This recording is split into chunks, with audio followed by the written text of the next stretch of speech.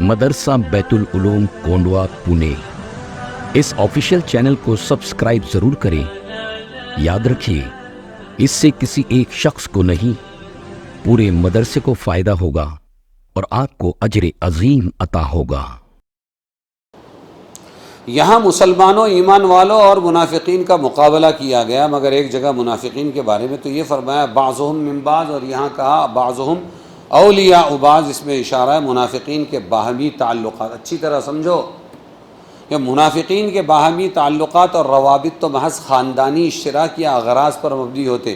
یہ برے جب بروں سے ملتے ہیں نا، ایک بات اچھی طرح سمجھو، کیا بولیں گے اس کو، یونین، کمپنی، گروپ ہے نا، جماعت، اگر برائی کی بنیاد پر جمع ہوئے ہیں تو پائیدار نہیں ہوں گے۔ جی بات سمجھے کیا؟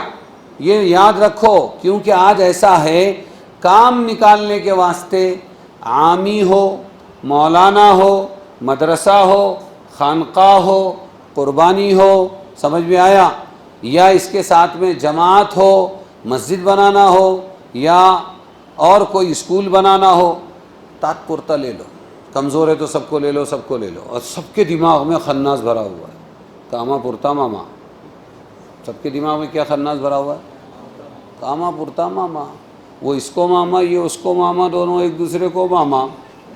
ارے سمجھے کہ نہیں؟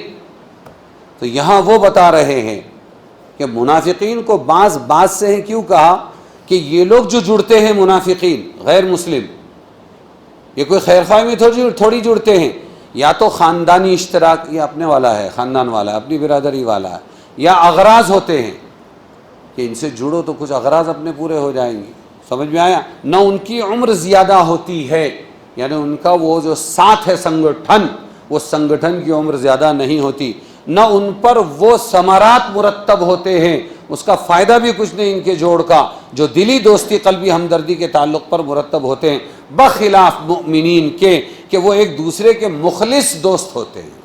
مومنین کیا ہوتے ہیں؟ وہ اللہ کے لیے جڑتے ہیں۔ کس کے لیے جڑتے ہیں؟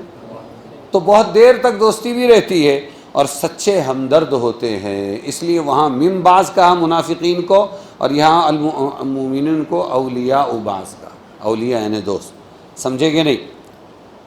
اور چونکہ یہ دوستی و ہمدردی خالص اللہ کے لیے ہوتی ہے، وہ ظاہراً و باطناً حاضر و غائب یکساں ہوتے ہیں۔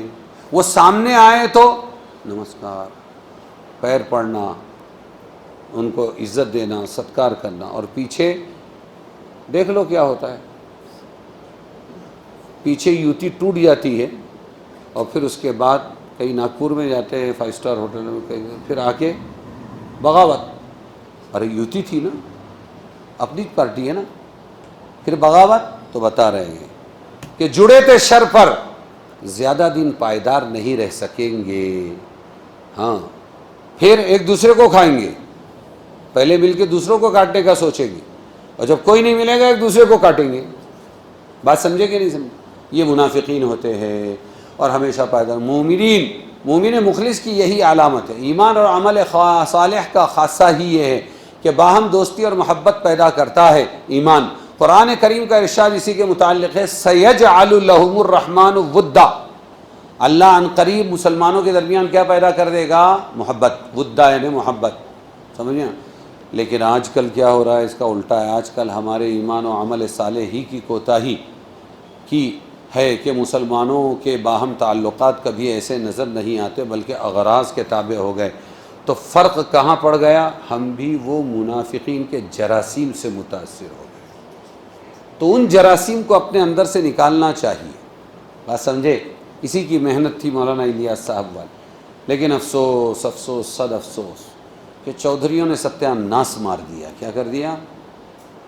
وہی دوسروں کے تو نکالتے رہے جراثیم، عوام جا کے اپنی اصلاح کر کے بن کے آتے رہے، لیکن جب مین پاور اور منی پاور جب جمع ہو جاتا ہے، ورثہ مزلہ ریکامہ ہو جاتا ہے۔ کیا ہو جاتا ہے؟ پھر کچھ نہیں سمجھتا، پھر یہ بگڑتا ہے۔ ارے سمجھے کہ نہیں؟ یہ سیاسیوں کا اگر بگڑتا ہے، میرے پیچھے اتنے مین ہیں، میرے پاس اتنا منی ہے، اگر اس کا یہ بگڑتا ہے تو یہی اینٹینا دیندار چودھریوں کا ہوتا ہے، وہ کیوں نہیں بگڑے گا؟ بات سمجھے کہ نہیں؟ ہاں، یہاں سے بگاڑ پیدا ہوتا ہے، تو پھر اس کے بعد اس کی ضرورت نہیں، اس کی ضرورت. وہی ہوتا ہے کہ جب شروع میں کمزور رہیں، آئیے آپ کی بھی ضرورت ہے، آپ کی بھی ضرورت ہے، آپ کی بھی ضرورت ہے. جب چل پڑی گاڑی، جائیے آپ کی کوئی ضرورت نہیں، جائیے آپ کی کوئی ضرورت نہیں. ارے سمجھے کہ نہیں؟ ہاں، تو انسانوں کی قدردانی ہونی چاہیے، یہ بتا رہے ہیں.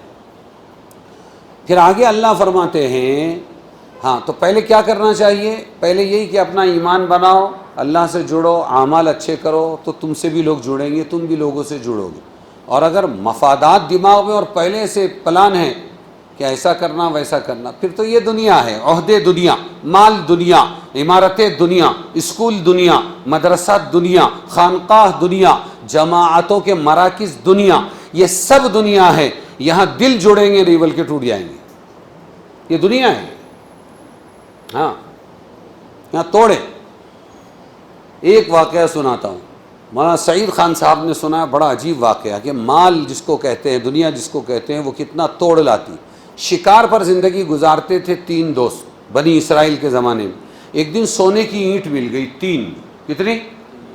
ارے بولے شکار، کشٹ والی زندگی سب ختم، اب بیٹھ کے کھانے کا ہے. بہت اچھا، پارٹی ہو جائے. خوشی میں پارٹی بہت یاد آتی ہے.